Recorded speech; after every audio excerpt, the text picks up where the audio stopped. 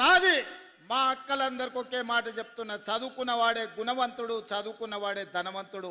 నీ కొడుకు చదువుకుంటే ఈ రాష్ట్రాన్ని దేశాన్ని పాలిస్తాడు. నీ బిడ్డ డాక్టరు ఇంజనీర్ అయితే నిన్ను కళ్ళల్లో పెట్టి గుండెల్లో పెట్టి చూసుకుంటుంది. పిల్లలని చదివించుకోండి. పిల్లల్ని చదివించకపోతే ఎంత భూమి ఉన్నా ఏం ఉపయోగం లేదు. ఇవాళ మనమంటే వ్యవసాయం చేసినాం, బర్ల కాడికి పోయినాం, చేపలు పట్టినాం, గొర్రెలను పెంచినాం, లేకపోతే చెప్పులు కుట్టుకొని బతికినాం. కేసీఆర్ అట్లనే అన్నాడు, గొల్లోళ్ళు గొర్రెలు పెంచుకోవాలి, బెస్తోళ్ళు చేపలు పట్టుకోవాలి, ఎస్సీ సోదరులు చెప్పులు కుట్టుకోవాలని పథకాలు తెచ్చిండు. ఎందుకంటే ఆయన పిల్లలు రాజ్యం మేలుకోవాలంటే మీరందరూ చేపలు పెంచాలి, గొర్రెలను పెంచుకోవాలి. నేను అట్లా చెప్తలేను.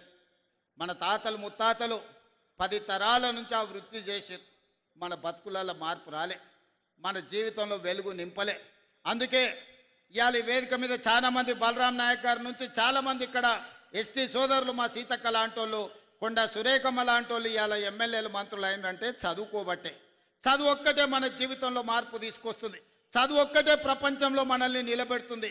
చదువు ఒక్కటే ప్రపంచంతో పోటీ పడే విధంగా తీర్చిదిద్దుతుంది. పిల్లలను చదివించుకోండి.